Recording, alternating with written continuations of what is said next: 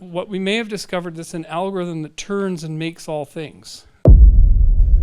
So excited to have Dr. Bruce Damer here, visiting from UC Santa Cruz. Welcome. Thank you. Yeah. I've been so into what you've been doing, I had no idea you knew my friends. I was like, Peter Wang turned me on to your stuff about 2 months ago. And I was like, Neil's like, do you know Bruce Damer's work? I was like, yeah, I love that guy. He's like my favorite person on the whole topic. And he was like, oh, he's coming to stay with me. I was like, as of course he is. It's a cosmic conspiracy. You know, it feels like a cosmic conspiracy right now.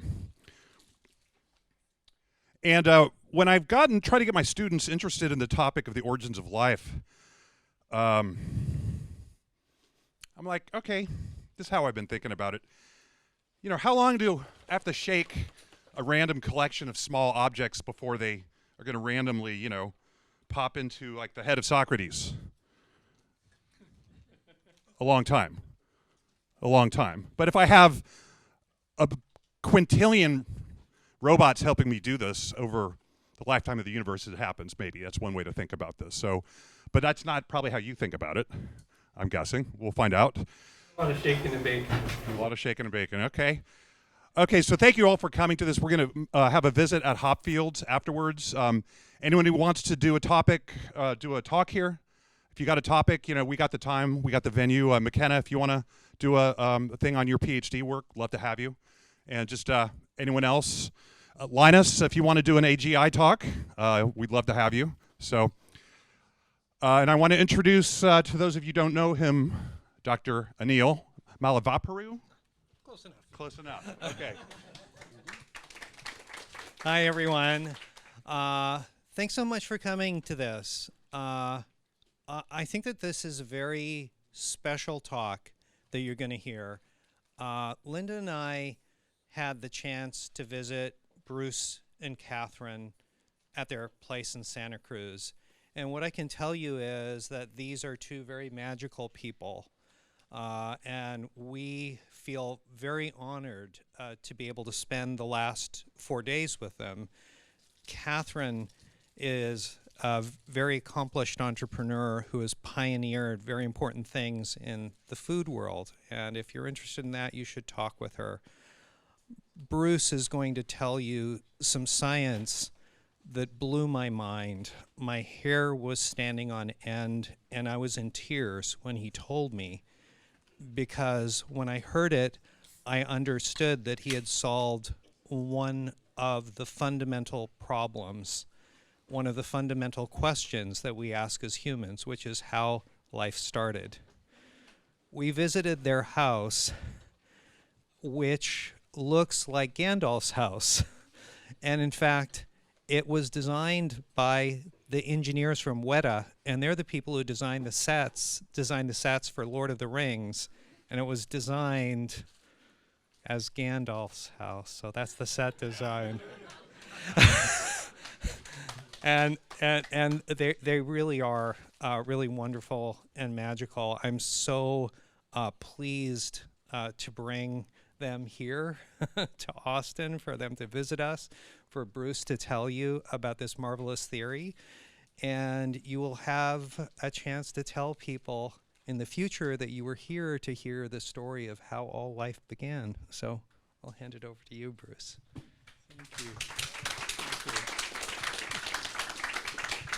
you. And in fact, at visiting Weta Workshop, I had just been bending over for 4 days, bending over a 90 Celsius bubbling pool in New Zealand. Literally, at one point, I almost blacked out and fell into it, which is not a smart thing to do. People disappear in Yellowstone all the time. But I had plenty of hamburgers after that, got my iron back up, and then flew down to meet the founders of Weta Workshop. And it was really ironic because here you have this bubbling cauldron of origins. We're actually using the hydrothermal fields in Rotorua, and we had a breakthrough that was as yet to be discovered because I was wet dry cycling in the hot spring pools, and you'll see a video of that made by the New Zealand Herald. And I went down, and the founder of Weta stared at me, and as I came in, he said, you're the spitting image of the young Gandalf, like Ian McKellen. So they actually handed me Gandalf's sword at the end. I'm standing with the sword master and him in this grand picture, and hopefully being cast in the prequel, whatever that comes out. Gandalf the Graying. You know, he's not even quite gray yet. But it was very inspiring. So I went back, wrote to them, and said, oh, by the way, do you happen to have the plans for Gandalf's house, the blueprints? I'm going to build it. I'm so inspired by your comments.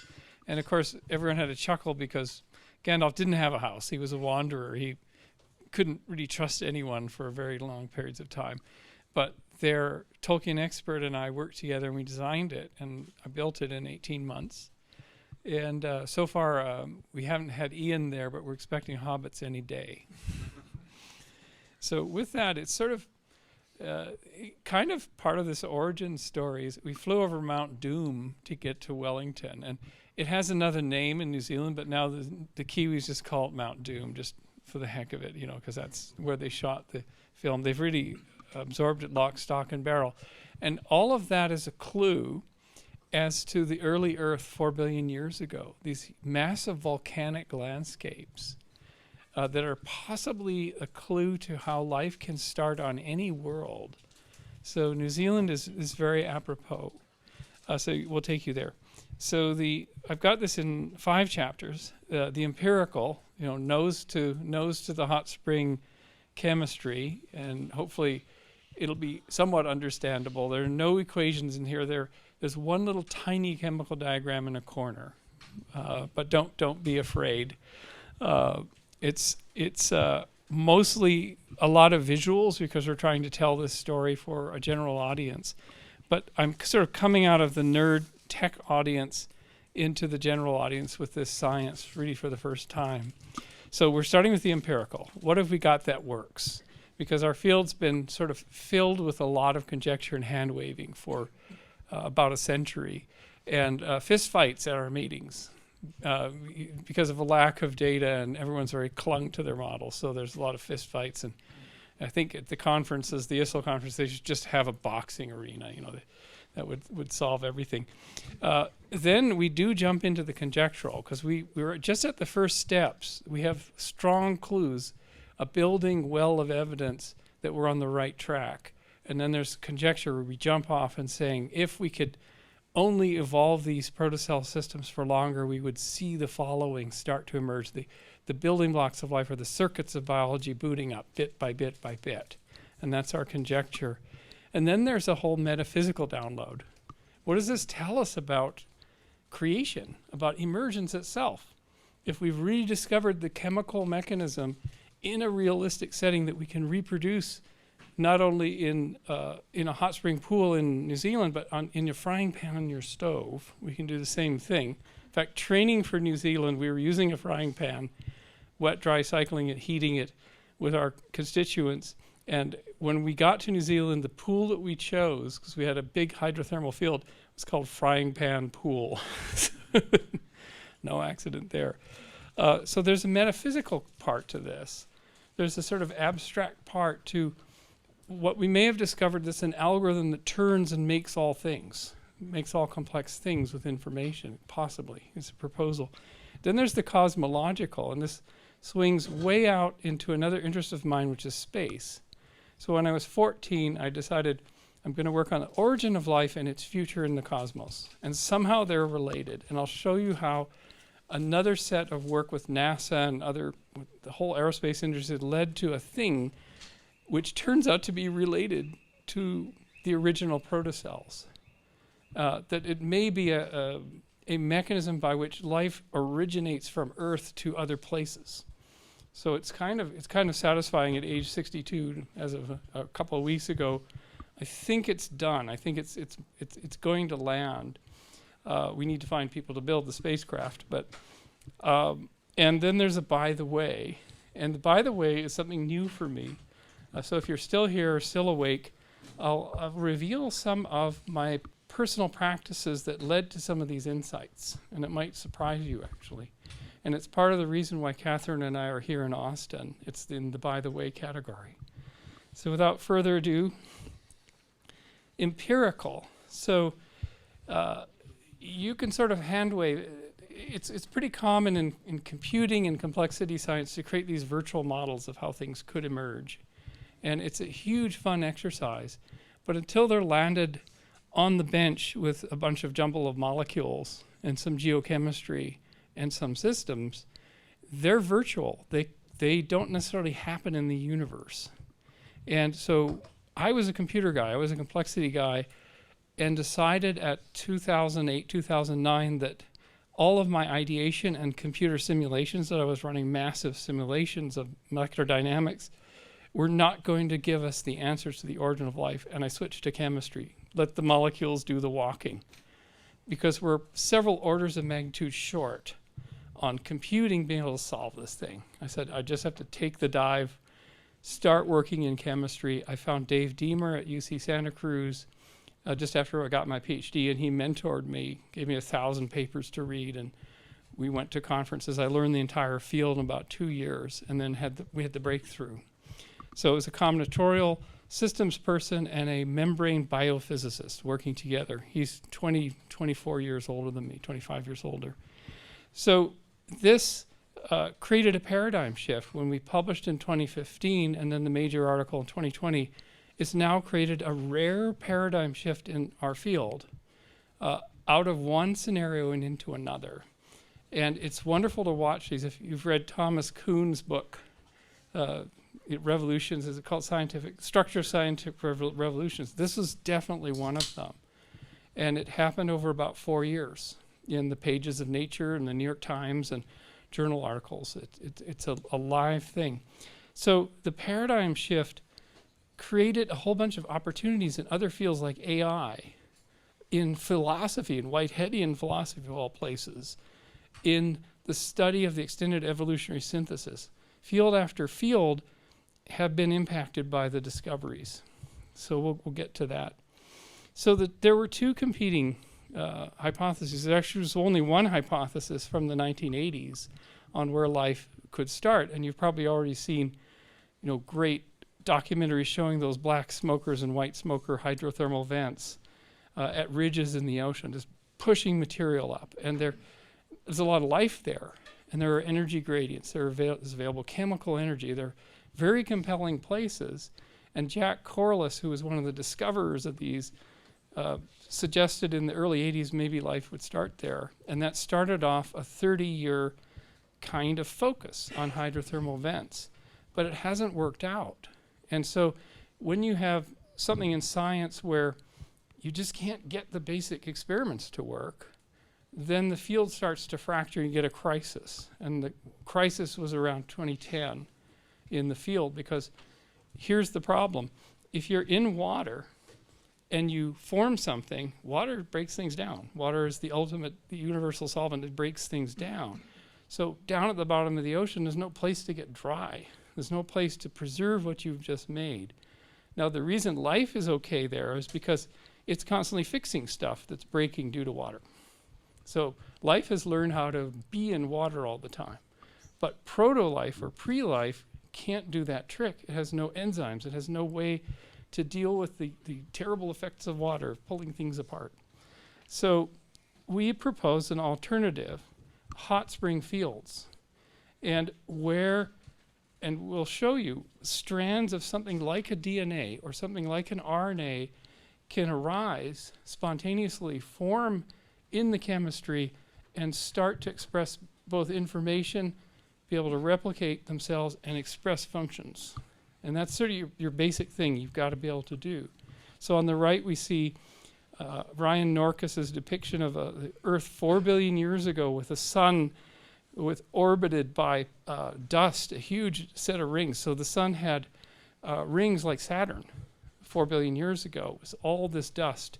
And material was coming down and raining into these pools, forming what Charles Darwin and others had sort of referred to as a primordial soup. And you think a primordial soup needs a pot, it needs heat, it needs to be stirred. And in 1871, he wrote a letter to Joseph Hooker in response to a question that Joseph Hooker had said, where do you think life originated? And he wrote that it was in some warm little pond somewhere with ammonium, phosphoric salts, light, heat, electricity, etc. And then the second part is incredibly brilliant. He wrote that a protein compound was chemically formed ready to undergo still more complex changes. So in the 19th century, 150 years ago, Darwin nailed it. So he not only nailed evolution by natural selection, he actually wrote the most prescient understanding of how life can begin. A protein compound is a string of amino acids. It has to be able to get itself together, and it has to get more complex through cycles, through time. That was his general idea. So we actually literally took Darwin's insight and we started to try to do this in a 21st century version of warm little ponds, these hot spring pools. And this is Ryan's animation of a geyser going off in one pool and pouring out material to fill a system of ponds, and then we're just going to come to rest at the edge. And it turns out that that edge is all the chemical magic happens, and we'll show you that a little bit later. So this is the hot little cycling pool of Charles Darwin's warm little pond. And that's what the Earth would have looked like 4 billion years ago. Red atmosphere, pink skies, impactors coming in, volcanoes, a coffee-colored ocean, quite the place.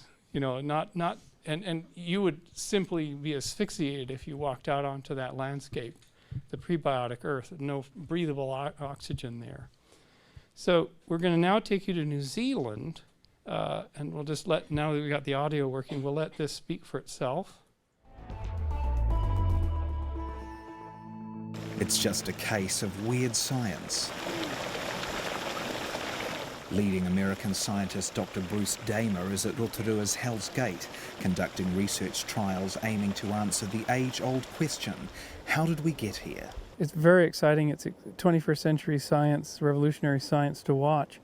If we can find this cycle, it's the engine of creation, effectively. Also that we came not from an individual, not from competing individuals, but from a network, a collaborative community was at the tap root of the tree of life. Dr. Damer's research could turn previous origins of life science on its head. He's testing whether hot springs on land may have been the starting point for life itself. Dr. Damer's searching for RNA, a nucleic acid, and the basis of all living cells. So what we think is that RNA could have been the first polymer that life synthesized first at random in a process like this, and then picked through selection, through these cycling protocells, which we're doing here in the hot spring, picked ones that worked. For years, scientists had accepted the theory that life began in hydrothermal vents in the ocean. Charles Darwin once speculated that biological molecules might form in a warm little pond, and Dr. Damer believes this to be much closer to the truth. If we can show to our colleagues and to the world that we can self-assemble an important biopolymer of life called RNA in a hot spring pool that's cycling, in the conditions that would have been around in the early Earth on these big volcanic islands, our colleagues are really going to seriously look at doing more experiments. And it'll create a whole movement, a whole sort of paradigm shift in origin of life thinking, back to Darwin's warm little pond, only now it's a cycling hot little pool. Jaden McLeod, Local Focus.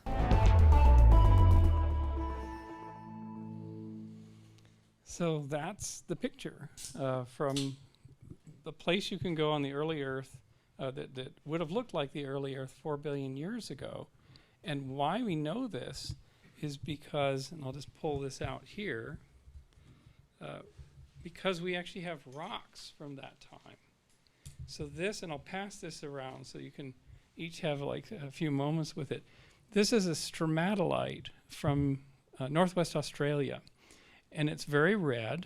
It's full of iron. This is about 3.5 billion years old, and it has these little ridges. And the ridges sort of form the substructure of domes that are on the top. You can kind of see the bottom of the domes there. These are stromatolites. There's a side of a dome.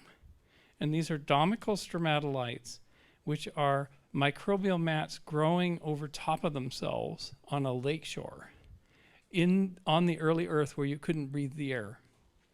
And you can touch the layers. The layers are what's left by the stromatolites, this sort of gooey biofilm that is sequestering sand grains in order to be able to grow and keep access to the light. So it makes it like it cements a structure and then grows on the structure, cements a structure and grows. And these are the most common fossils in all of the record of life on Earth. And these ones are unique because they're from a lake shore. Most stromatolites you find are from ocean that have survived are from the ocean marine shore. I'll start this here. So you're actually holding in your hand the oldest ancestor. You're touching our ancestors. So this is before plants, it's before fungi, it's before complex cells. These are single-celled consortia, which are the whole game on Earth for 80% of its history. That's the only thing is going on. And those are the fellows that had to transform the world to be prepared for the rise of other things like fungi, eventually plants, animals, things like that. And it all, we think, started with an infall of material. And I can actually pass around something else that should be a lot of fun for you, because you can contact this with your own nervous system. So this little bit of dust in the bottom of this vial is from the Murray meteorite. If I smell it, it has a distinct smoky smell. And it's the smell of the early solar system. That's material that's 4.6 billion years old. It's older than the parent body of the Earth. So it's a meteorite that fell. We opened it up, we ground out the center, and we got this dust. And inside there is layers of membranes that came out of that meteorite into solution. Amino acids, little black sooty things that are polycyclic aromatics that came out. And so we can actually take stuff that is as old as the Earth, that was raining down on the Earth, which we see in this picture, accumulating on land in little hot spring pools. There are evidence for hot springs back as far as we can look. And we know the chemical composition of the time. We know what the conditions were. We can recreate them in the lab. And we can take the actual material that was raining on the Earth, because we have it. And the two space missions from Japan and the US that just brought, I think, over 250 grams of material back. That's pristine solar system material, carbonaceous material, some of it, which is the source for all the organics that we're also studying. So we've actually gone and got it off of asteroids in the last 5 years. It's pretty amazing. And as I was saying before, it forms, if you actually put some water back in there, you'd see these things, these membranous, double-boundaried membrane floating everywhere. Think of them like soap bubbles.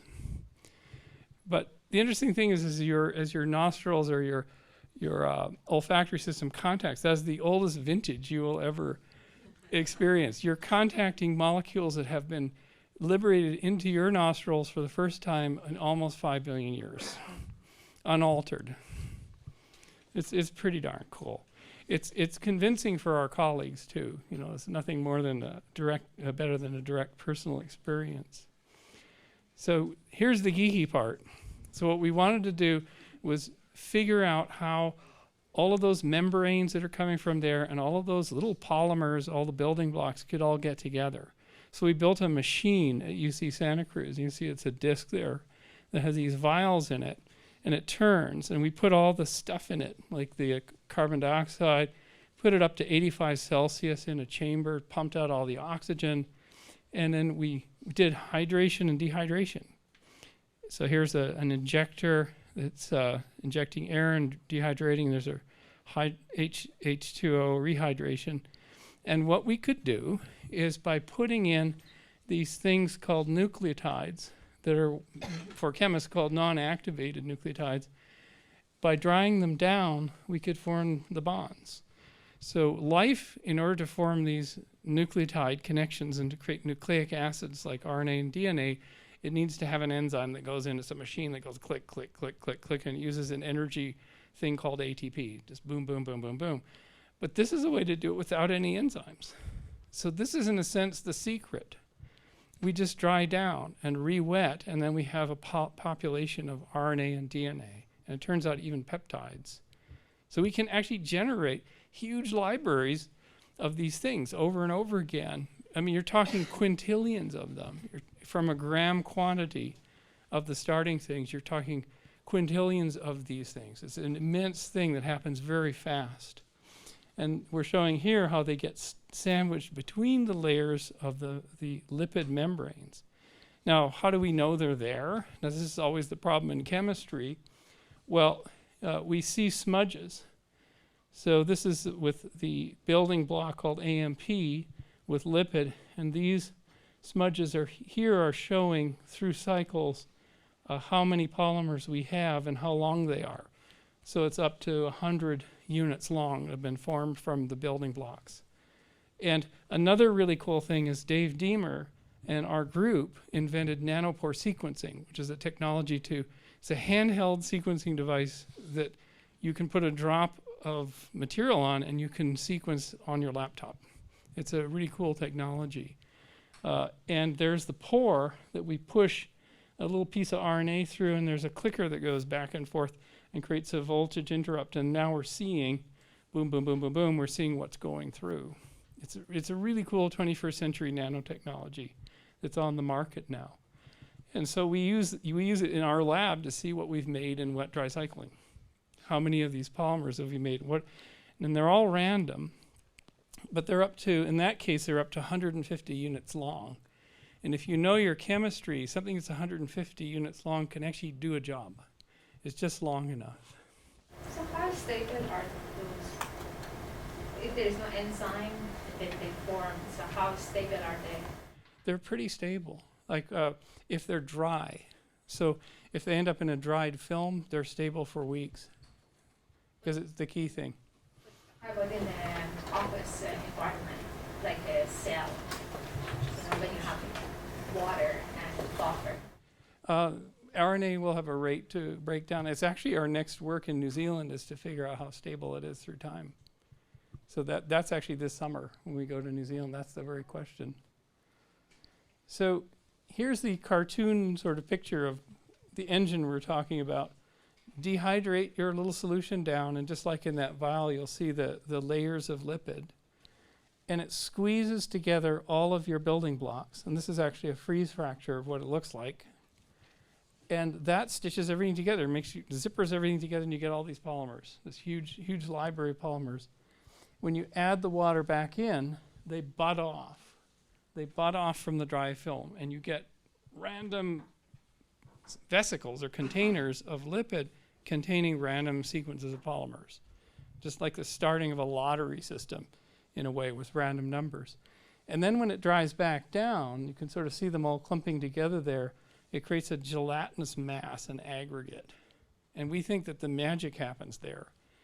It's where the network forms, where the thing comes alive with energy and with concentration. And so you have this engine. So you have drying to synthesize things, wetting to test them for stability. If the little bubbles pop, then they don't go forward. And then when they dry back down, you get something that Carl Woese called a progenote, a communal complex, where everything that survived the last round is now all in one big aggregate. This is the origin of the biofilm, the origin of the stromatolite. So this is the engine that is giving it a chance to go through barriers of selection and gradually acquire the functions of the living world. But it's it's a life cycle of its own that isn't alive, but it's doing things like a living cycle. But we think that this is where biology can boot up. So it just turns and turns and turns and turns. Bruce, would you say it's an autopoietic system at this point? Autopoiesis is happening? Yes, I would say that, yeah. The Varela's term, Maturana and Varela's terms definitely applies here. So it's like a big roulette wheel in a sense. Each of the protocells, and you can see they're sort of stained blue because they contain DNA, gets onto this roulette wheel. You spin it, and does it make it or not? Does it land in a good slot in the wheel? Does it have a high survival value? And it's a huge number. There are a huge number of these compartments. They're all little experiments. And so from New Zealand, if you're curious, this is how the setup looked that's what it looks like. You know, the vial that you're handing around, this is the layers and layers and layers of lipid. You can see them with the naked eye. That's the shake and bake place for getting stuff together. And there's the comparison of what we can do in the lab with what worked in New Zealand. And we didn't think anything was going to work. Geochemists told us, you're full of it.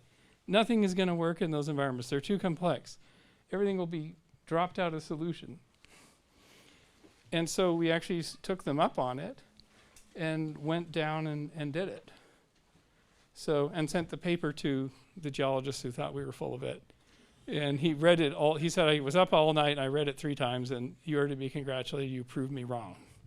So we then cited him in the acknowledgments. It was very gratifying. Bruce, this may be an ignorant question.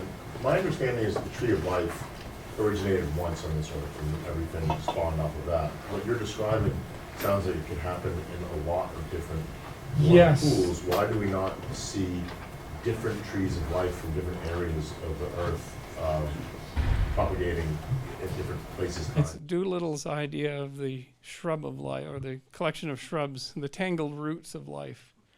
Yeah, that's a good question, which I'll probably take up in a bit later. This is so far before life that it's really a different realm because there's no genetic information.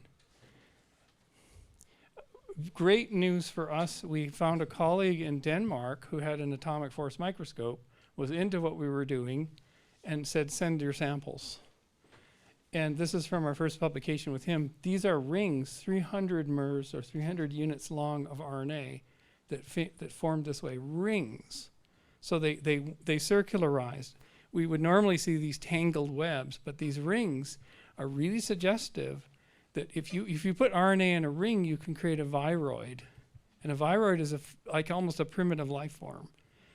And so this is now tying into the whole community that think that viruses were important to drive evolution. So we actually formed viroids.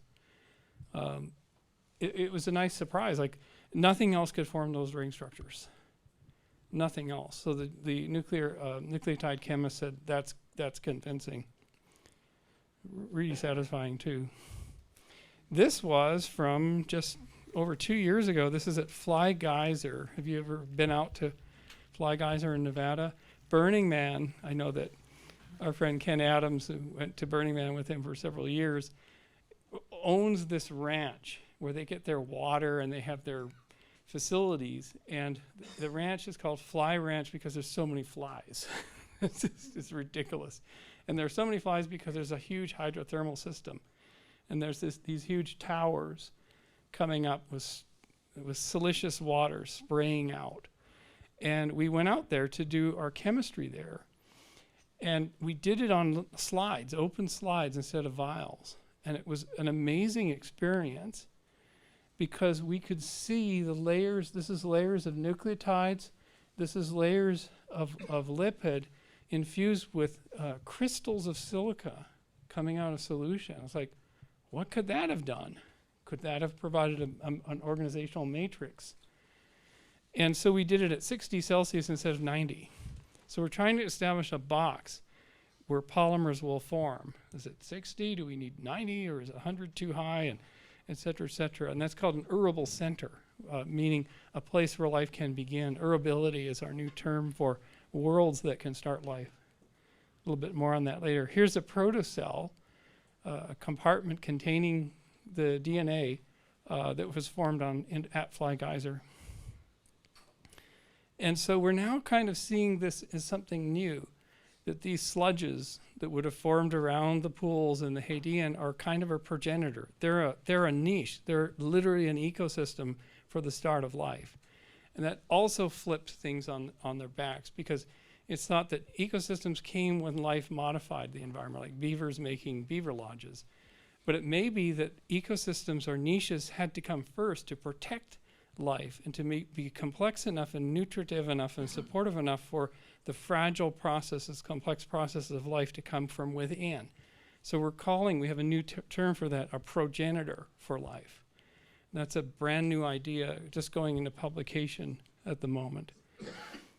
So now we're jumping into the speculative. Quick question. So you said you were able to find like 300 mers of RNA.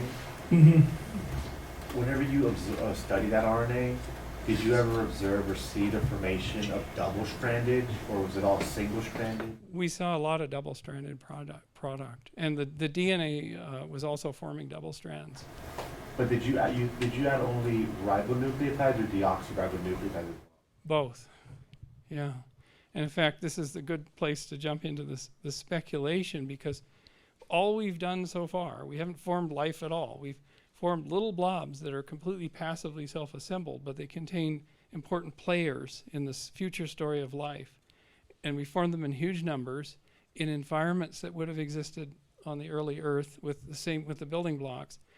But now we're at the chasm. Now we're like, wow, where do we go from here? How do those little soap bubbles effectively take you to the complex machinery of a dividing living cell? And there's an epoch that we've named called the Progenean, the time of the booting up of the living world. It could have been 1 million years, it could have been 500 million years, we don't know. It's not a geological era, it's a biological era that we've named for this. So the Progenean forms of life are quite different. They're not strictly cellular yet. They don't pass genes to their offspring, they share everything horizontally with the communal complex. But we think in a generation or two, we're going to make progenotes in the lab that have biological properties and that grow and adapt. And that's a great scientific quest of the 21st century.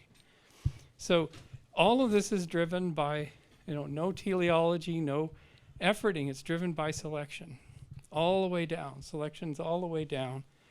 What selection has to do is the following. This is a cartoon that I drew to sort of show how the budding off of these little things called protocells, S is for stable.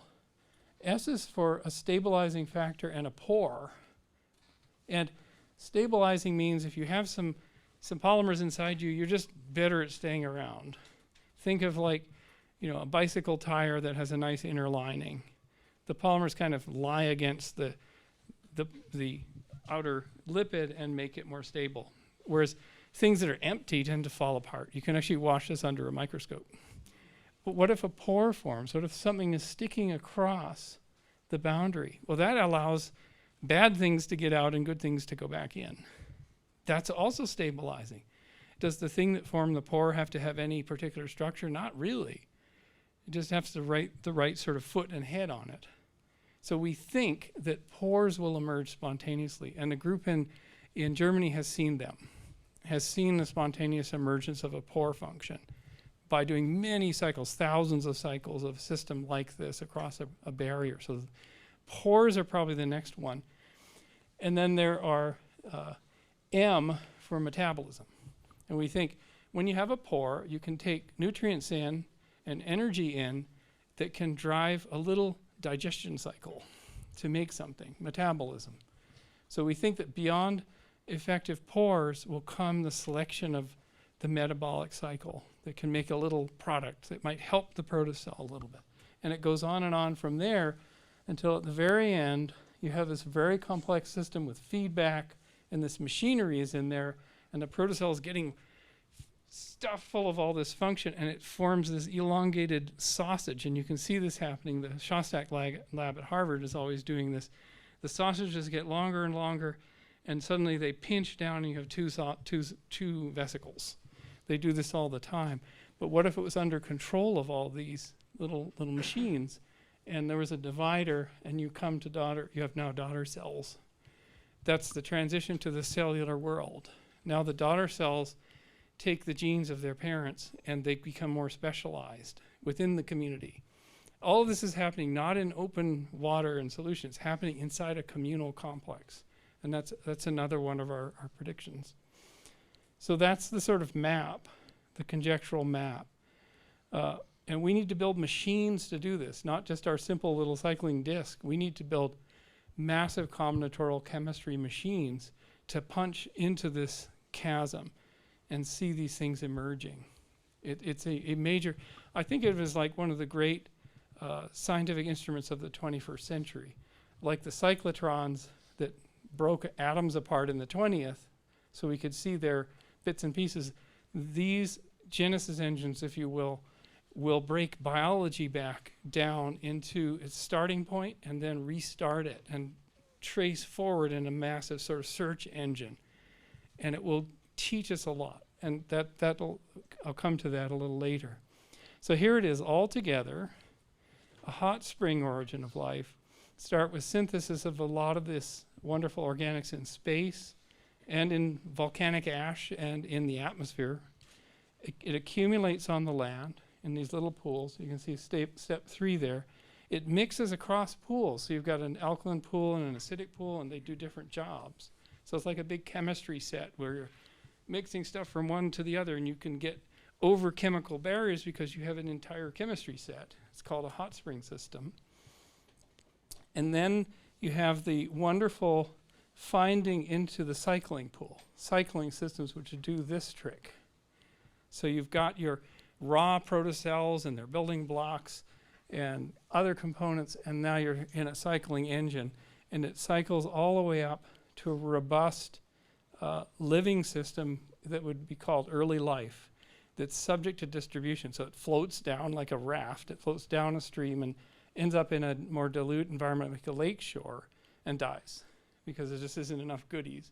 But the next one is a little bit better, and it lives on different things, and the next one lives a little longer, and the death front moves forward. So now these protocellular life forms can live in the lacustrine environment, the lakeshore environment, exactly on that rock that I passed around. That's a lacustrine lakeshore stromatolite. And then they continue to flow, and they end up in the estuarine environment where you have salty seawater. That's really hard on membranes. This is another argument that many of our colleagues have made. You can't start life in a salty environment because it blows the membranes up. If you eat a bag of salty chips, you have to get hydrated. You have to drink water because your cells are trying to expel that salt, because it'll literally stop your biochemistry. So cells have to actively manage the salt of seawater. That won't be a thing that emerges for quite a while. It has to be emerged through evolution. So we end up close to the seashore. Then we can populate the entire marine environment of the land, but the entire landscape is now full of life that's adapted to different settings. And the rock record is backing it up. This is hot spring center from Australia, 3.5 billion years old, evidence of life in there. There's the lakeshore that you've been handling. And this is a marine stromatolite, a great big huge dome that's adapted to tides and huge storm events. And it's in the rock record. So what's happened in the last few years is the simultaneous discovery of that hot spring rock that I showed you in the previous slide led Scientific American to this work. We met the colleagues who discovered the hot spring evidence. We went there. We broke some of it off. I have some of it I took home. It's called hot spring sinter or geyserite. And they found evidence for life in the titanium bands that were laid down by splashing of a hot spring. And we then were simultaneously developing our origin of life in the chemistry. And so they did a cover story on the whole thing, and it kind of launched it to the public. This was in 2017. So that was their version of the spiral of increasing complexity. And so then it went on. We went on into publications in this journal, Astrobiology, which is really the main journal for sort of the search for life in the universe. And they did a special collection. We're working on another special collection for them that will really extend all this work out. But this introduced our full hypothesis from 2020. And it's open access. You can find the article in there. And then the controversy started to erupt. Nature ran a story about hydrothermal vents versus hydrothermal fields, hot springs versus oceanic vents. And we kind of stayed out of it, but there was a lot of words said and fists thrown in the article that had come from an earlier New York Times debate, because some of our colleagues were upset And some of the colleagues had gotten fed up with certain things. And so that was happening. That was the evidence of the Kuhnian paradigm shift. And that was in 2020. So all of that is still going on. But how does this give us implications for the search for life on other worlds? At the time all this was going on, NASA was preparing their next rover, which is it's called Perseverance, and had a little helicopter on it. And we started getting invited onto the landing site teams. And Mars is really considered a place where life could have started. Mars was quite a bit like Earth 4 billion years ago. It had oceans in the northern hemisphere, it had rainfall, it had volcanism, it had a lot of stuff going on. So Mars was effectively arable. It could have started life in those years. And so we were invited onto the team, and we went to three meetings, 300 people in the room, to convince where to land the rover. And it was pretty an amazing experience. I had been part of landing site selection for the first big rovers, what are called MER A and B, Spirit and Opportunity, in 2003. And there were like 20 people in the room. Now there are 300. Bureaucracies grow. And it was amazing because we could finally put it all together that the rover should either land near a site like this, discovered previously by the Spirit rover, where they found this white soil. A wheel kind of broke on Spirit, and they used it as a trenching tool at the end of the mission, and they dug up this white soil. And it's not snow, it's opaline silica. It's evidence for a hot spring. And it turns out that all around Spirit was evidence for hot springs 3.5 billion years ago, 3.7 billion years ago. Those are called digitate silica nodules, which we find around hot springs on Earth. So they literally landed, and at the end of the mission, they came into a hot spring, which is known on Earth to preserve evidence for life. And so we argued, go back here and put Perseverance down and drive up to Spirit, say hi, because it's dead, it's turned off, and go and drill into these rocks and look for evidence. And we were outvoted. So they went to Jezero Crater, to a footwall of an outflow delta, which would never preserve evidence for life, because it's all like rolling boulders and things like this. But what they did add to the plan is a long drive to a hot spring locality, and that's where they're doing right now. So we're hoping they get to that locality and they can start examining, looking for ripples in the rocks. And all of those NASA people went to Australia to study the very rocks that you've held in your hand. That is what you're looking for. So it's a really cool thing. So they may still find stromatolites on Mars. Now, what it does tell us is, so our colleagues who are in the search for life are also looking at other promising places. This is Enceladus in the outer solar system. Now, Enceladus is a huge ice shell, about 20 miles thick, and an ocean underneath, and it's putting jets out. And the Cassini mission actually sampled those jets. There's ice crystals with some organic compounds, simple organic compounds in those crystals. And so it's suggestive that maybe there's an undersea geyser there that is pushing the material. It's debated as to how it might just be stress cracking and pressure. And there's a feeling in the community maybe life could have started here.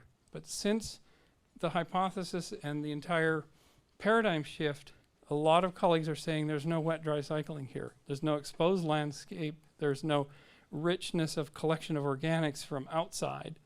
It's basically thermodynamically uphill to get anything to go here. So it's moving our colleagues, at least, beyond thinking of icy moons as a place for life to start. Now, that doesn't mean life isn't there.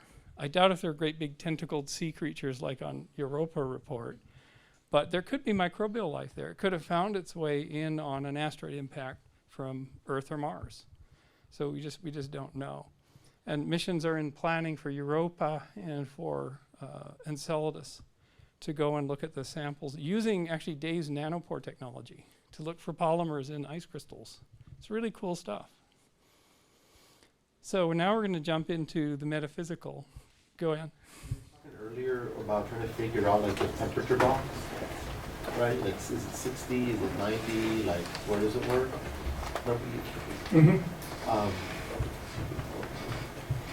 Do we know the temperatures that you can access in these moons or in Mars to even reach those ranges?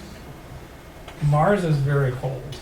Yes, So- and I'm imagining the moons are as well. They're very cold. In fact, the energy available, the energy flux available in any models of these Saturnian and Jovian moons is many orders of magnitude lower than Earth.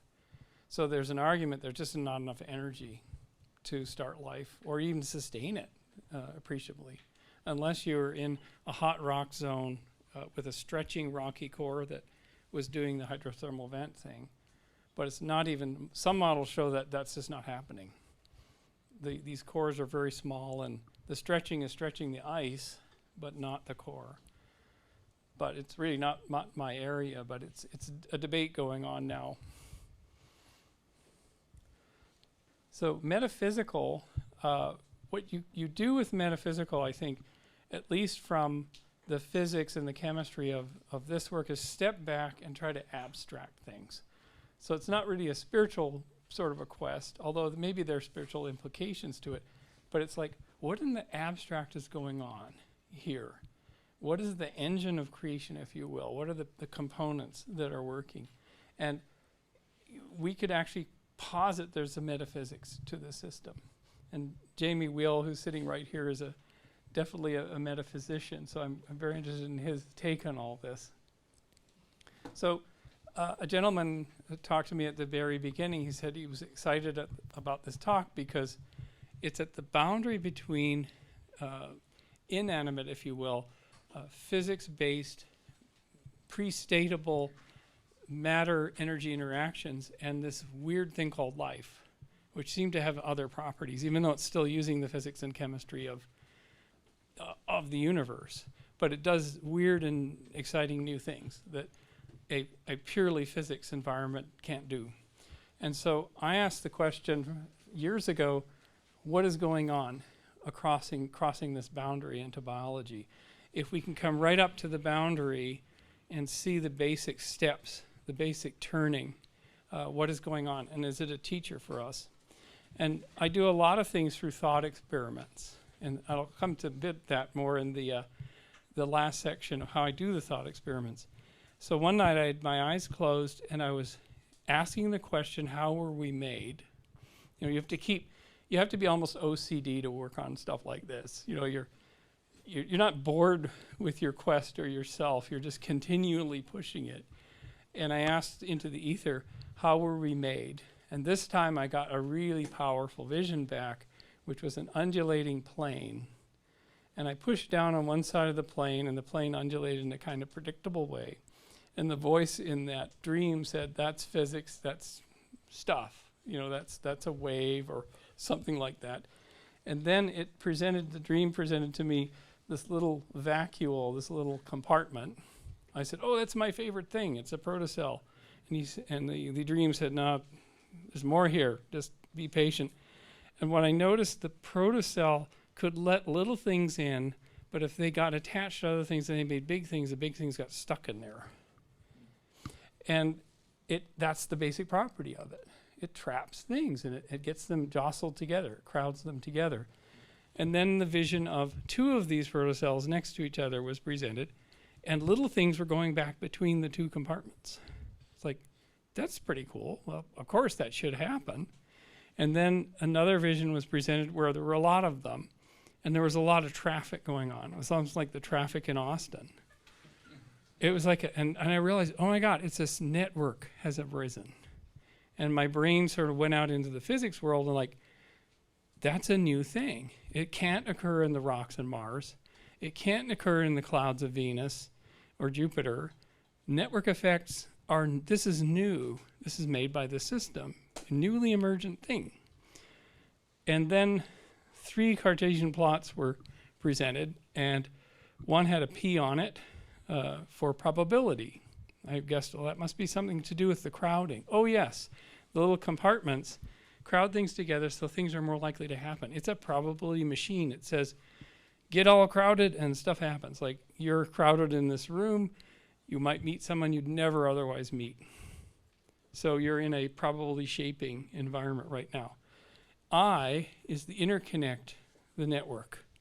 Stuff is being exchanged. You know, I'm sending symbols into your brains and you're building mental models and stuff like that. And we're all communicating, our pheromones and hormones are going back and forth. All kinds of interconnect is happening right here. This is essentially a protocell grown large.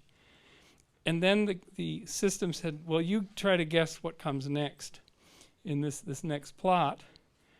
And I realized, oh, that's how information can arise. Only when you get this in place first can you get information that will spontaneously emerge. It's rich enough that it can make information. And information in this world is polymers, maybe double-stranded polymers, and that these things can form little templates and they can make copies of things. And it has to emerge inside the network. And so that was a pretty stunning vision for me, because it was, wait a minute, the origin of life is not the origin of individuals duking it out, you know, red in tooth and claw. It's the origin of a network. It's a network booting up that creates its own data and shares its own data across a system and shares functions. And it was like, this is a new conception.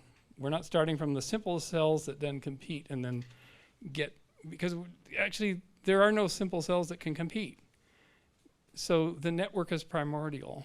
And in a sense, collaboration, sharing are primordial. Co-creation or collection and co-protection, niches are primordial. That's a new idea in science. So it came to me that this is sort of this is the abstract turning mechanism, probability shaping, interconnection networks, and a memory system that writes and reads and writes and reads and writes and reads. And that this thing just turns and turns and turns, creating more information that allows you to create more machines that shape probability and get more stuff together, that create more interconnects with the neighbors, that create more read and write codes, you know, more books, more instructions, that create more products, which create more communication between people. And in fact, it's something that I called PIM, just because it's P-N-I-M, and this is a PIM device. It crowds stuff together to make things more likely because it's doing stuff inside. It then shares the products with other protocells or cell phones, and it constantly reads and writes information and jacks up its memory. So this is PIM, and PIM is behind technology. It's behind the way culture works. That was the aspect of this dream. And what biology is the insertion of PIM into normally on-off physics processes. And you get this huge jump of complexity because of this. Energy driven, once that engine starts, it's just going to launch straight up. So in another dream, another night, through another set of practices, which you'll hear about later, which I think Ken was present for one of them, I saw this. I was sitting at the beach at Moss Beach, California, which is just north from where, who was it? The Fritz Capra had his whole download. He had it at Natural Bridges, Santa Cruz. I went a little north, and it was dusk, and I was saying, does the universe know that there's this hugely complex thing sitting there? Like, hello, universe, anybody out there? Are you paying attention? And then suddenly this thing arose. And I noticed about it, if I go a little bit further, that it was this like ice crystal-like spiral, and that it had this thing down here, and it was like the Big Bang. It was the blast that made all this stuff that became heavier and heavier in elements that allowed geology to happen. And then you had the hydrology of hot springs, which is the engine that pumps and pumps and pumps, and it led to the rising of this thing, whatever this thing was. And then I realized this broad base is the microbial world. It's the foundation of what arose on the landscape. And then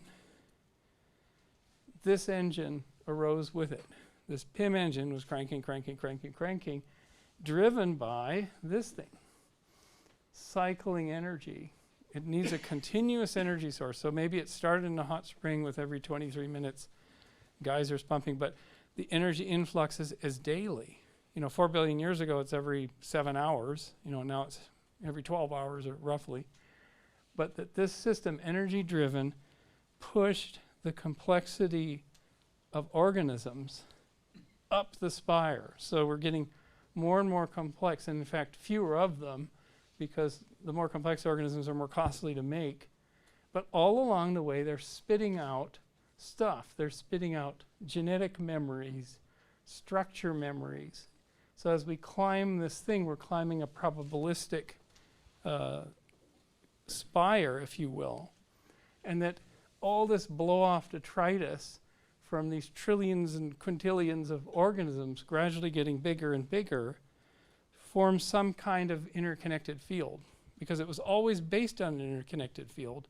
It just grew the field through 3.5, 3.8, 4 billion years of continuous driving evolutionary force until we reach self-awareness. So I popped out on, what is that? It's dolphins and it's things that are self-aware that they're an individual in the universe. It's an important moment, critical brain size. And then I said, well, what comes after that? And it came up with this. Well, this is where you are. See that little red, little slamming part? It was maximum stress. You're heading towards something else. It is the natural evolution of self-awareness, which is awareness of all. And for me, that meant, do you mean that if I have these flashes of insight, I'm aware of like the whole world or myself indivisible from the world, kind of like mystics of old? And it sort of said, well, probably not for you, but a geeky version for you is that your consciousness goes back here and is aware of the starting point. And my brain exploded. It was like, oh my God, I can see the whole thing. I feel it in my body. It was like a super trippy, wonderful unity experience. And so that was another dream. So it was in a way to have everything in one place, like the whole story in one place. And that the mystery is perhaps in here. All the detrital material and the connections we cannot see that might have explanatory power for all phenomena, including parapsychological phenomena and coincidentia, and all. We might yet discover it, because life has been making it for a long time, and we're surfing it all the time if we're aware, paying attention. So it might be a geek's way to explain sort of synchronous fields or various things. So we take a little closer look. So the big picture is that there may be a through line from cosmogenesis through biogenesis that goes to conscious genesis and sort of beyond, in the sense. And it's all based upon this ratcheting of complexity driven by energy cycles, by the sun rising every day, and that we're sitting way up here 4 billion years high on a potential gradient. And in high school physics, if you take a steel ball and put it on the top of a ramp and let it roll down, it expresses potential energy, of gravitational potential energy as it drops. What if we're sitting up here on 4 billion years of probabilistic potential energy? Perhaps this is why we can do things so amazingly in our world.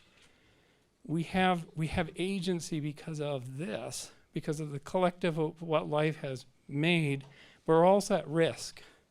A single asteroid strike or silly comment by a politician could end it all, in an instant. But perhaps it started, driven by these cycles. This same engine has been cranking away through the Big Bang, planets, origin of life, microbial epoch, which we're still in, animals and plants. The nervous system is really important, self-awareness, and then some kind of conscious unity awareness. Perhaps it's a way of seeing where we are. And are we interconnected in ways we can't know, or that we may yet discover? So also, could the discovery of this engine and sort of its demonstration in the lab impact other fields? And so this is what I've been doing for the last 5 years. I went up to Denver and I sat with Ken Wilber, because Ken Wilber had done this thing called integral theory, and he'd really thought deeply about how things are connected, looking for patterns of the evolution of humans and culture. And we sat there for 3 hours, and he said, look, if you take the idea of the spiral dynamics all the way down to through the various holons, and he has a whole terminology, all the way down to the start point, it matches your Spire idea. It matches the start point, and you can reinterpret integral theory through this lens of this sort of geochemical, biological lens. I found a Whiteheadian scholar, an Alfred North Whitehead, and we're interpreting now Whitehead's philosophy, process flow philosophy, using this model. So there's a major book coming out in 2 months on this. And then found a wonderful guy named Ben Goertzel, who I've known for many years, who coined the term AGI, Artificial General Intelligence. He wrote an article last year where he said there are probably 3 routes beyond large language models and deep neural networks to AGI. One is cognitive, big black box kind of things, interpretation of cognition. The next is modeling neurons, really expensive. The third is chemical automata as suggested by this model. So it's now become one of the potential routes to AGI. So think of computing where you throw away the von Neumann processors and you have a field of compute, and you have little automata, von Neumann's 1955 automata, running around on that field, talking to layers higher and higher and higher in what Minsky called a subsumption architecture. So there's clues with PIM, because you just build PIM machines and you allow things to have genes and you allow the evolution to happen. And could you build a general learning system, an AGI, on that platform? So all kinds of other things, where we look for life in the universe, how evolutionary biology works, and maybe even things like political economy. There could be a big impact on a lot of fields. It's just sort of beginning. I'm going to finish up with, well, not quite, with one of the implications that came out of this. It's my nerdly young kid fascination with space. And I'm one of the people in this room that remembers Neil Armstrong, in a grainy black and white image stepping on the moon. I don't know if there's some here that probably remember that. Yes, don't be embarrassed. And I got very inspired by it and decided that I'd like to work on ways to open space, because if life took all this effort to transform a world, to make us, we at least have some kind of responsibility to give it a path forward, and ourselves, because Earth's dying. According to James Lovelock, if you look at the belt deserts, they're north and south of the equator. If you're an alien astrobiologist doing a forecast for Earth, and you would see a planet with these belt deserts, and a green bit here and green bits there, and then 2 ice caps, and then you come back 10,000 years later and the ice is all the way down, like a third of the way down, and you come back and it's all retreated, you would say, oh, this place is in serious trouble. Because Gaia, if you will, Lovelock's term also, the living system that manages the temperature, the thermostat, has lost control. And so it's freezing down and it's getting hot, and it's freezing down, it's getting hot, it's surging. This is the time we're in. Maybe it's just cycling. It's cycling, yeah. And we evolved in it because Africa split down the middle in the Rift Valley, throwing our ancestors into the plains, the drying plains, and it evolved humans. It separated us from our ancestors. So we are creatures of this type of climate change. But what it's telling us, and recent studies are suggesting, the Earth has a couple 100 million years left of the capacity to support plants on land. And then complex life will go after that. So what is actually coming toward us is something that you could think of as the Venus Terminator. It's a line in space where once we pass it, the incident solar radiation is high enough that it basically turns us into Venus. So regardless of what we're doing with CO2 in the atmosphere, the long-term or really short-term prognosis for Earth is it's going as a biosphere. It's going to be out of commission. And so there aren't going to be arachnids driving Harleys after we're gone. We will have used up all the gas. So, so for those who are engineering these Harley arachnids, so we're kind of it for the biosphere, and that's kind of become a bit of a personal philosophy. We're in charge. We're kind of running the biosphere. Nature has said, okay, I can't keep up with all these changes in highways and emissions and all this. Over to you. You're in management now, and we're hopefully going to learn how to do that. But right here in Texas is an initiative to really try to open space. And there has been for decades, all the way back to JSC and stuff in the 60s. And so I got really interested in that and asked the question, are human beings the actual reproductive mechanisms for the biosphere itself? And if you look back in the 50s, this is what, this was an amazing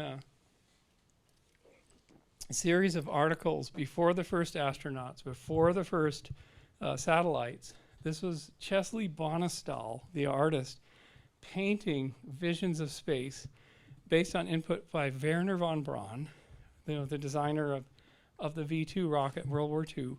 And they were just like army employees. I mean, I think von Braun was at the Redstone Arsenal. And so they hired them.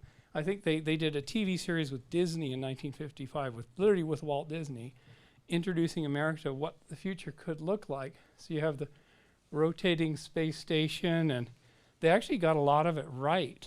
Now here's can we go to Mars? Is there life on Mars? And they've got these tankers with fuel, so you can get places and get back. That's a really important hint. This is 1952.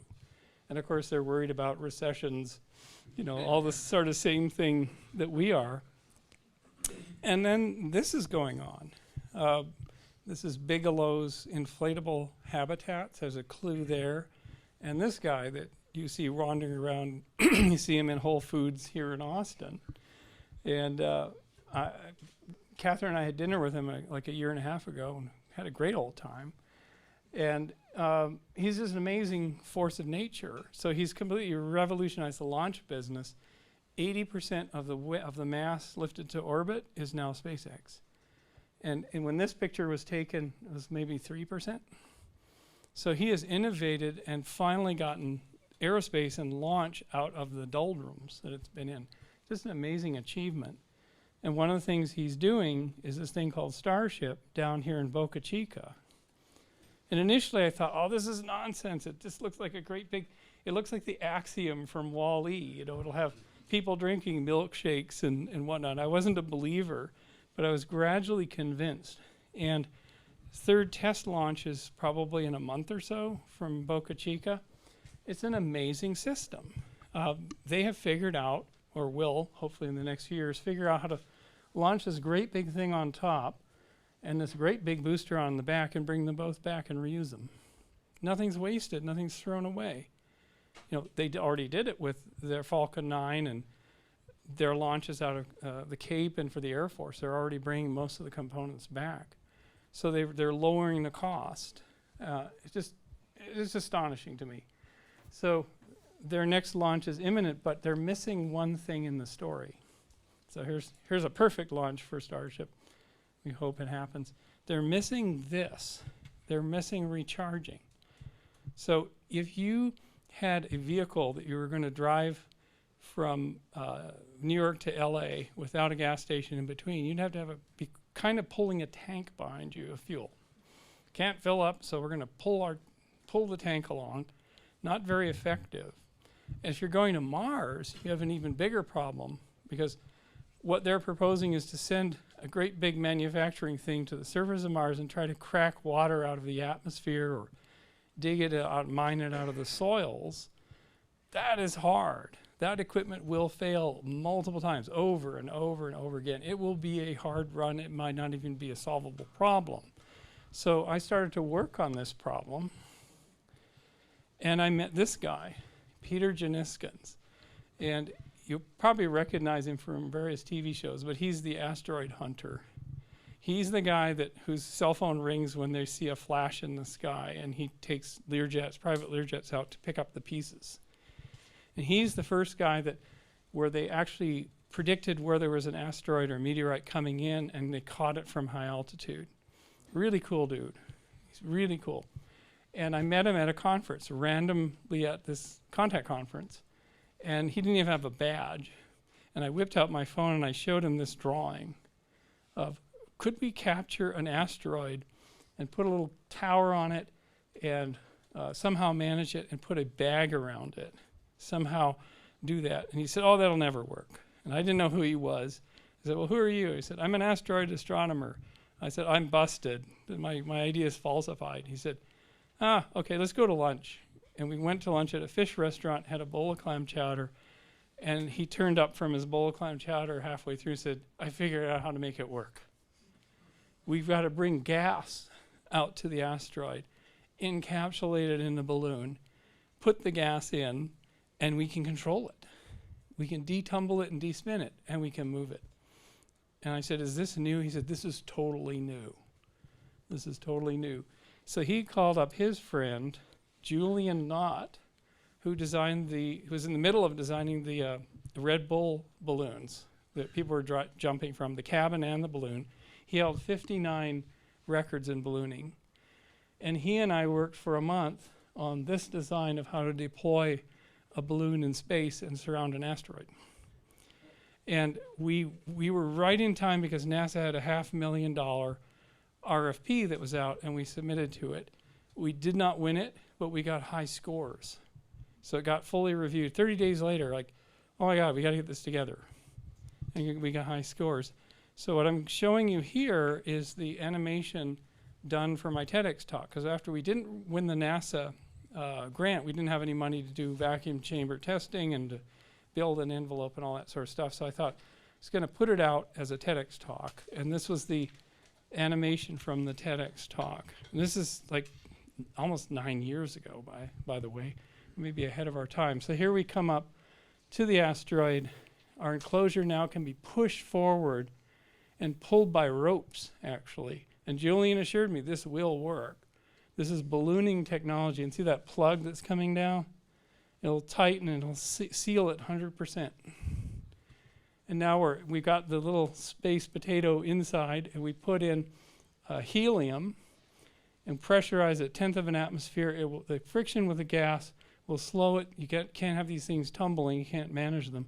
And then we start pushing out of the same ductwork system a 1 Newton, sub-Newton force. And now we fire out the back, and we can move them everywhere. We don't touch them. Bruce Willis was wrong. You can't like stand on an asteroid and jackhammer into it and do anything. It's just not. They're very, very friable. So this opened up an entire thing, which was, wait a minute, what do asteroids do? Well, guess what? They have the bits and pieces for the origin of life on them. They're full of amino acids, full of water, CO2. They're full of resources. We're made of them, effectively. Our bodies are still carrying them, and some of them are wet, and they have these cometary wet tails happening behind them. Some of them are made out of nickel and iron. They're like solid hunks of metal, pure metal. In fact, the nickel that's in your cell phone probably comes from Comenco in Quebec, right around massive asteroid impact craters where all that nickel is put. So it was kind of formed in space. So we came up with 3 types of this shepherd idea, which was a fuel extractor. So here we have our asteroid inside. We heat up the interior, and it blows off a crust of dust, and there's ice under there, and vapor starts coming off, and we collect it, and we pull it through the same ductwork we use to manipulate and fill these tanks, water, CO2, methane, etc. And we can then move that to where it's needed, a fueling station. Shepherd Minor was this really cool thing. A space lawyer in Houston said, don't y'all know about the Mond process? I said, well, what are you talking about? If you put an electric field across a piece of metal, and put CO2, you make carbonyl gas, you can pull ions off of it and make a 3D object inside. It's designed as a manufacturing technique from 1890. And so we put this in, and by gosh, if this works, we can do 3D printing in space on a massive scale. We can build trusses and beams and on a massive scale, direct extraction without grinding and smelting, which is not going to work in 0G. And the last one is my favorite, Shepherd Bio, which is instead of extracting everything for various things, you decide to make a small world. So you have lights on the inside, you have a rocky, icy object, of which there are many. You melt down and make an ocean, and you inoculate it with life and put life in there, and you've made a world that's relocatable. So you can feed enormous populations. You can supply people. You can actually effectively make another biosphere. So this is a sustainable way to stay in space. So you've got your miner to build your bits and pieces. Another one to make your hamburgers, or probably shrimp burgers. And if you're going to Mars, go grab your icy object, take the fuel out and process it, get to Mars, where you're waiting for the Mars-bound craft, and you can refuel it. So you can do multiple sorties to the surface, and you pull that little cartridge off, send it on another Shepherd to go and refuel from the same asteroid, and then another one comes back, and there's another one here, and they're all over the solar system. And now you not only have a way to go to Mars that allows people to come home, but you can open the solar system with a tremendous amount of waypoints. And it's all done with pretty low technology. And then one day, and this is where I'll wrap up this first implication, I realized that the thing I was working on since I was 14, which was Origin of Life, which ended up being membrane-encapsed protocells, that things were crowded, things could happen, was completely the same as the solution for breaking life out into space. Membrane-encapsulated protocells, chemically altered and nurtured in an environment like this. They were the same thing. They were the same actual metaphor. They were the same solution. And it was kind of a gratifying moment. And in fact, that what we're doing, if we proceed in this way, is we're allowing Earth to do the reproduction of itself, which is really the prime motive of any biosphere. But we are the mechanism to do it. And it's the very act of Earth reproducing. And us along with it, actually. So I'll just pause here and see if you have any questions on the geeky, techie side before I do the by the way for the group. So you're talking about like maybe going through a new phase of your research involving kind of massive combinatorial chemistry experiments. Did you look at winnowing down the state space of possible structures using a kind of a virtual screening thing, maybe with AI, before you actually do the actual synthesis? So I've got 3 experts in this at Santa Cruz you're going to meet. Okay. Yeah, okay. They know about you. It's those guys I told you about. Yeah, in fact, I feel like, is it John Henry and the steam engine? So John Henry is this guy that had this huge hammer, and he would build the tunnels. And they had the steam tunneler, steam engine that they were going to put them up to one another. And John Henry did win the race. They built tunnels side by side, but his heart gave out at the end. And I feel like the origin of life is like that. And that we're using kind of brute force methods, cognitive methods, where we're saying, for the current project for Astrobiology Journal, what they're requesting is characterize all arable landscapes on worlds and all their properties and all the exchange of material between the landscapes to give us a chart that shows future researchers where to do their research. And there are 28 variables that are the basic variables to name a little alkaline pool with a bit of salt in it. Or what about a big lapping pool? Or what about a place where there's stuff in rocks or there's dew forming? These are all distinct environments which can play a role in life's origins. And I love that kind of thing, but man, is that a enormous lift. I have to go through 10,000 publications, 20,000 publications. So in steps AI, if there's a possible way, and I'm open to advice of doing that kind of summary without the legwork and pulling all that in, because you're going to miss something. You know, colleagues said, we already did that science. Well, how's one to know? Science is so disconnected from itself. So that's, and then when we build the Genesis engine itself, we're going to need AI to predict things that are going to become functional, and then do high performance screening on the other side. We'll need an AI there to say, well, you thought you were seeing this phenomenon, but it's actually this. And it predicts what we should do on the next round. So the Genesis engine has to have a mind. It has to have AI in it. So any more questions before I do the final and by the way? One back here. I'm just curious, you mentioned, this whole variation about like bringing in asteroids and you have your different things that you're going to do with it. But I mean, is there the volume there in terms of like how many are going to be near Earth or whatever to pursue this project and then create all the different things that you want to, like you said, I mean, to sustain Mars missions, right? I mean, obviously those are limited by certain resources, so you're going to have enough. Yeah. It's immense. It's immense. So Ceres, which is like a protoplanet, it's like a big icy asteroid, very large. We wouldn't go after something like that, but that has more water than all of Earth's oceans and all of its hydrated minerals. And it's what, 300K across? I can't remember. It's lumpy, so it's not really a planet. But there's so much resource. It is immense. But the challenge is getting out to it, because if you want to, unless you want to break up hydrated rock in the inner solar system, you better go get ice where there are volatiles available. And that means you got to go past Mars. Or you got to get lucky. And one of the reasons Shepard was designed was I was standing next to my moon miner friend who unfortunately passed away last year outside NASA Ames. I said, Brad, what if that flashing light on Hangar 1 wasn't a flashing light, it was a comet that got caught in the Earth-Moon system. And it's literally orbiting us on some, wide-ranging orbit that's gradually getting more stable, but it's losing material really quickly.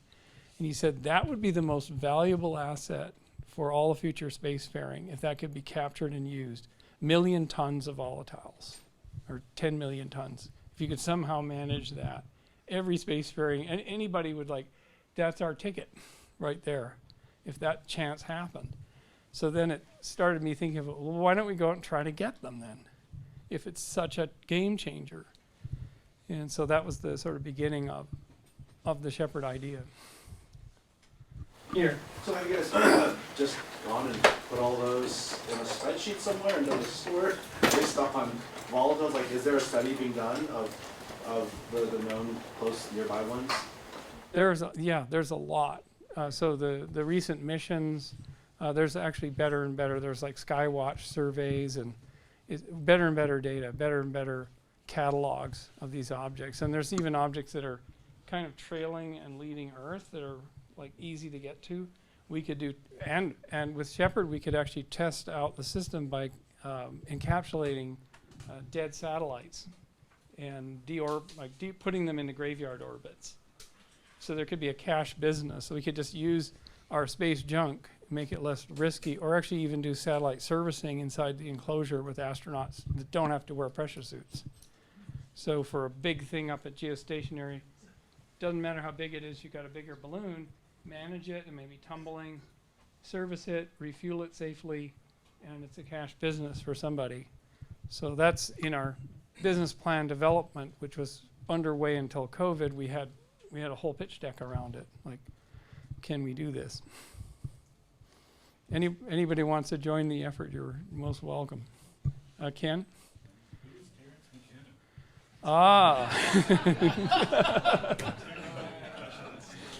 Which brings me to, by the way, and then we'll continue geeking out on topics.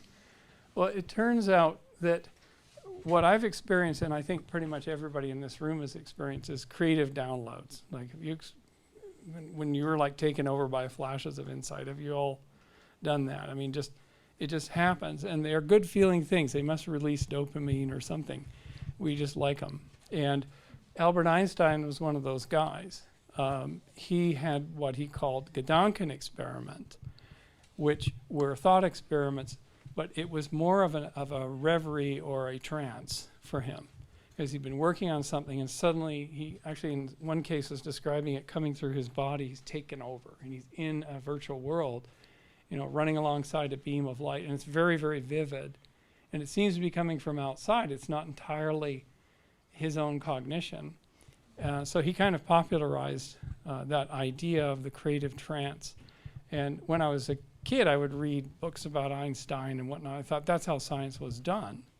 And in fact, in my first walk in the wilderness thinking about the origin of life, I had my first download, and it was this bundle of molecules in front of, kind of hanging here. I was 13 or 14, and I was like, oh, hello, you must be my first download.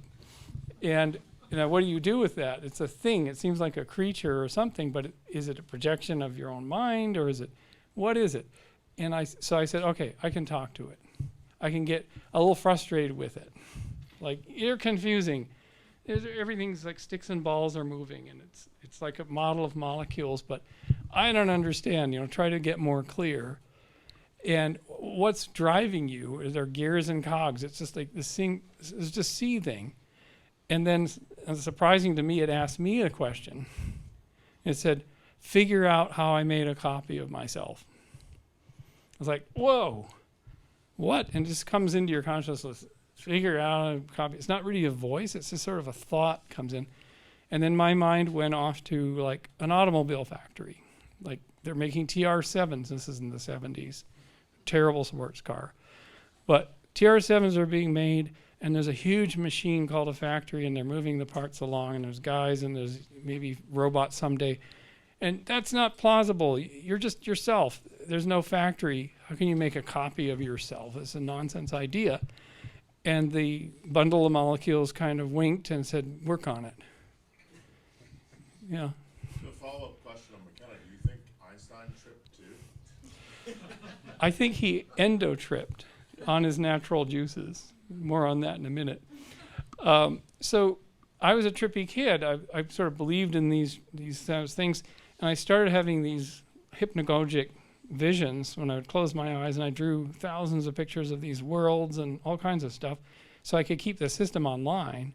And in my 20s, I turned it into my profession. So I could visualize code. I wrote an entire graphical operating system this way, on DOS, without any debugger and no memory management for Xerox, that introduced the mouse and Windows to corporate people. They'd never seen it in the 80s. And I went on to do virtual world stuff, and all of the NASA work and design of the spacecraft is all done through this kind of natural tripping. And I was totally, there's no way I was going to touch that machinery with drugs. Just no way. I didn't really, apart from living in Prague where beer is free and doesn't give you a hangover, I didn't even really touch alcohol. So I didn't take aspirin. If I took Robitussin, I would hard trip. I gotta stay away from Robitussin. So I was completely like, I don't want to mess this, what I now call endo-tripping, natural tripping machinery that just comes online, and I get taken over, and it's wonderful. And then I met Terence McKenna when I was 36, I think, 1998. Met Terence McKenna, and he and I looked at each other, and I thought, this guy's amazing. He has an amazing intellect, and my God, he's a beautiful guy. And he wanted to meet me because we were doing virtual worlds and avatars and stuff. And I said, put him into these virtual worlds. And for him, it was the invisible landscapes made real by language. And it was a beautiful share. And we came to our house in California, and then we went see him in Hawaii.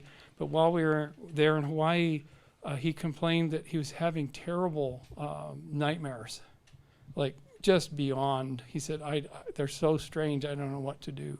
Something's happening. And it was months before he had a grand mal seizure, which led to the diagnosis of his glioblastoma, which at the time and still now, there's no easy way out of that. So he was gone. He was gone in 2000. And I really missed him. One of the things he gifted me was to open psychedelic space. So he provided me a source of mushrooms, and I took a very big dose.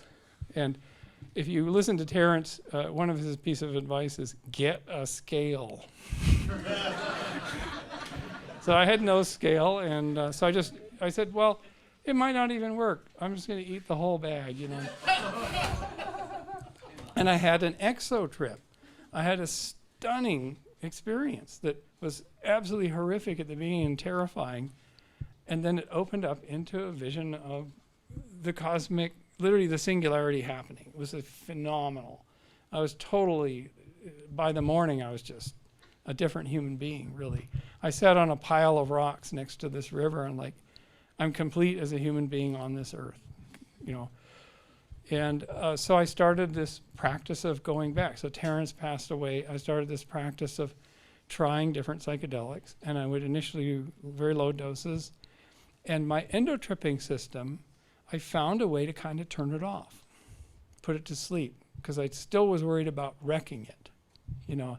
And I think that technical or intellectual people, probably it's what keeps them away from these really strong psychoactives. So I was really cautious for the first 10 years. Then I started getting down into microdoses of ayahuasca.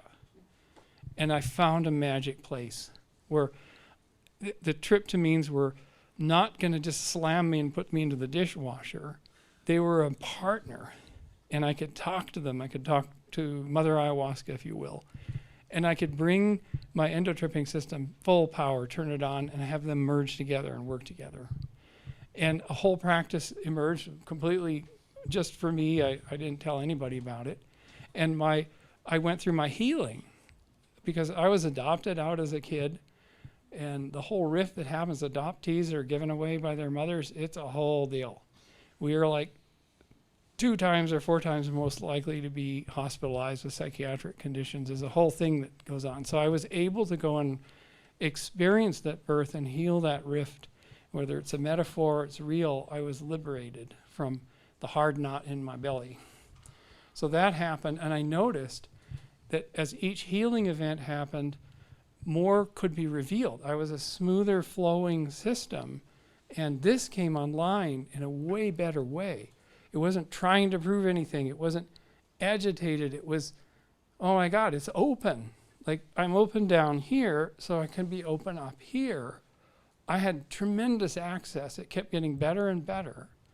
And then what I did was started going to the Amazon. This is me down in the Amazon. This is a flute that I would play. So this is a bit of a different thing than you thought you were going to hear about tonight. And this is my little tombo with my little candles to find the way home. So I did about 36 ayahuasca experiences over about 4 years, mostly in the jungle, but one time with Dennis McKenna, who's Terrence's brother, in the Sacred Valley. And I explored deeply my own processes, my own healing. And then when that was completed at each time, each week or 10-day period, I would bring the question of life's beginning into the space. And it got clearer and clearer until one night I went through an amazing experience where I had loaded an endo trip of the early earth and the travel through time. So I was doing Richard Dawkins' Ancestor's Tale, where he goes backwards to ancestral join points all the way into microbes. And I ran that endo trip to load up the space, the sort of whatever space it is, with that question, and broke through a cloud and was in the little pool. And it was just a phenomenal thing. I became the protocell that first attempted division. It wasn't a waking dream. It wasn't like it was just a phenomenal, encharged, full 3D, joyous, totally crazy experience to have my body turn into this gelatinous mass of lipids and polymers.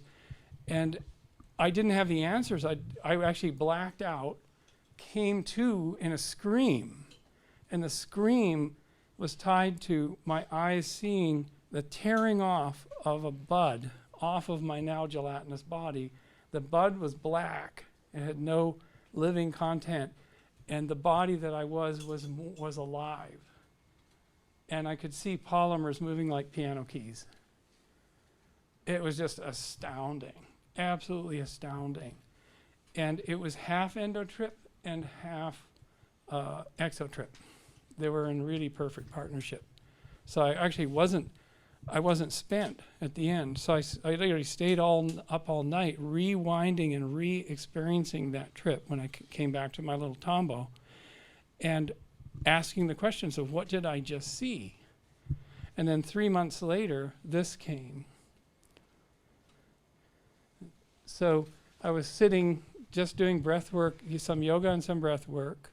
This is why I think a combination of mindfulness practice and psychedelics is really where the access point is. And this came into my consciousness. So I just finished the breath work, and I asked the question of how can we build a machine that simulates life's origin, and I fell into that pool again.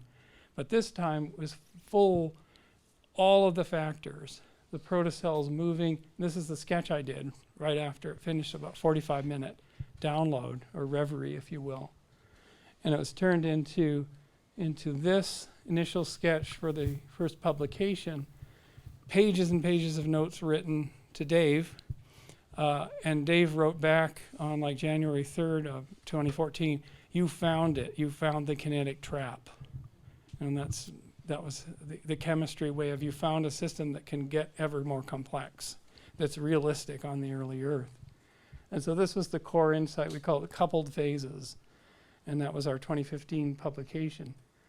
And I still have pages of notes. There's still stuff in there in that vision that haven't been worked out, which is part of the new astrobiology series that we're doing. So the question is, from visionary revealing to scientific hypotheses, maybe we can use some of these tools, mindfulness, breath work, which do change your biochemistry and your neurochemistry, but can we use tryptamine psychedelics?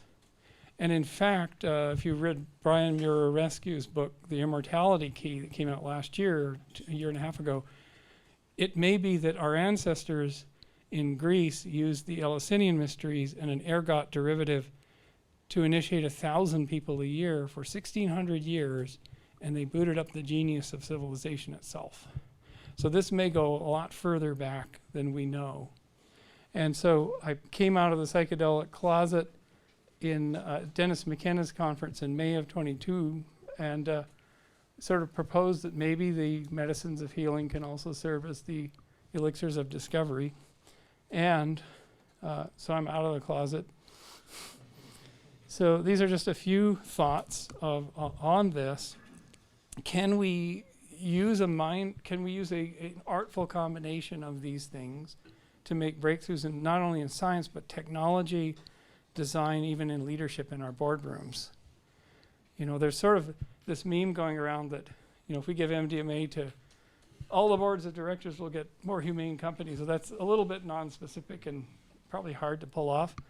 But there's some thing that if they can be more productive and better, not only better humans, but better at their jobs, better COOs and better leads of groups, they will be living exemplars for the rest of us. Because they've done their healing, they can then do the revealing. And maybe these are two-part tools that can do that did it for me.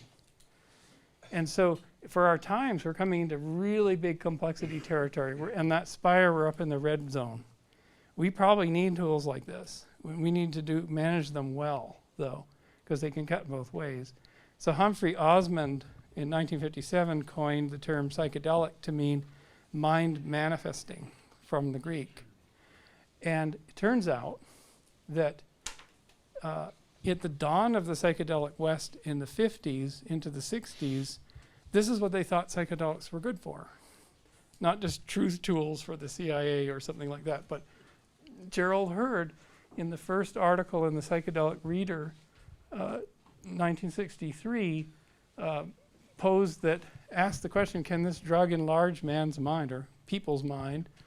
And suggests that narcotics numb the mind, alcohol unsettles it. Now a new chemical called LSD has emerged with phenomenal powers of intensifying and changing it, whether for good or for ill is the subject of hot debate.